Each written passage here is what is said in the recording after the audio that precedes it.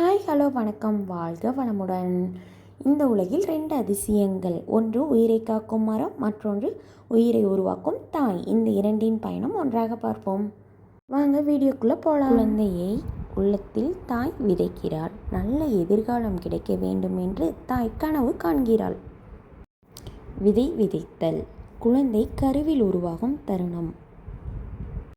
விதை முளைத்தல். குழந்தையின் முதல் உயிர் துடிப்பு தாய்க்கு மகிழ்ச்சி தருகிறது. முளை வெளிவருதல். குழந்தையின் பிறப்பு. தாய் அன்புடனும் அழகாகவும் பாதுகாப்புடனும் பெற்றெடுக்கிறாள். சிறிய செடி. குழந்தை கொஞ்சம் வளர்ந்துருச்சு. அந்த மழலை பருவம்.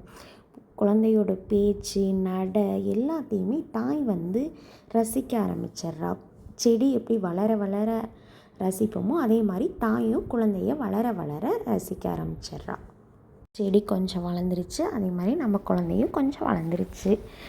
குழந்தை வளர்ந்தோட்டி நல்ல பழக்க வழக்கத்தையும் ஒழுக்கத்தையும் தாய் கற்றுக் கொடுக்கிறாள். செடி கன்றாக மாறிவிட்டது. இப்போ குழந்தையும் கொஞ்சம் வளர்ந்துருச்சு. குழந்தைக்கு தன்னம்பிக்கையுடையும் வாழ்க்கையும் முன்னேற தொடங்கிறது. தாய் துணையாக அந்த குழந்தைக்கு எப்பவும் நிற்கிறாங்க. செடி கொஞ்சம் நன்றாக வளர்ந்து விட்டது. குழந்தையும் ஸ்கூல் போகிற ஸ்டேஜு. குழந்தைக்கு கல்வி, பண்பு, பொறுப்பு ஆகியவற்றில் உயர்கிறது. தாயின் உழைப்பும் பலன் தருகிறது. இளம் மரம். குழந்தையும் இப்போ கொஞ்சம் வளர்ந்துட்டான். குழந்தைக்கு குடும்பத்திற்கும் சமூகத்திற்கும் பயனுள்ள மனிதனாக மாறிவிட்டான். மரமும் கொஞ்சம் வளர்ந்துருச்சு.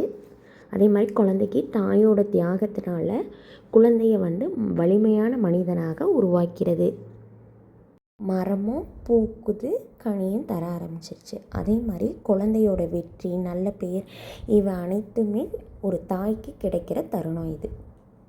முழு வளர்ச்சி அடைந்த மரம் எப்படி வளர்ச்சி அடைஞ்சொட்டி எல்லாருக்கும் நெல் தருது, பழம் தருது, பயன்படுகிறதோ அதுபோல் குழந்தையும் நல்லா வளர்ந்துருச்சு.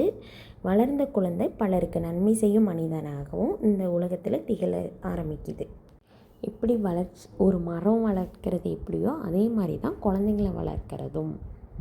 மரம் வைத்ததுலேருந்து எப்படி நம்ம அந்த மரத்துக்கு தண்ணி ஊற்றி உரம் போட்டு வளர்க்குறோமோ அதே மாதிரி தான் குழந்தையையும் தாய் ஒரு கரு உருவானதுலேருந்து அந்த குழந்தைக்கு என்னென்ன தேவையோ அந்த தேவைகள்லாம் செய்து அவளோட சில தியாகங்கள் செஞ்சு தான் ஒவ்வொரு தாயும் அவங்கவுங்க குழந்தைங்கள வளர்க்குறாங்க. தாய்மையை போற்றுவோம். கலப்படம் செய்யாத ஒரே பொருள் தாய்ப்பால் மட்டுமே. தாய்மையை போற்றுவோம், தாய்மையை காப்போம். லைக் பண்ணுங்கள், ஷேர் பண்ணுங்கள், சப்ஸ்கிரைப் பண்ணுங்கள். பாய் பாய்.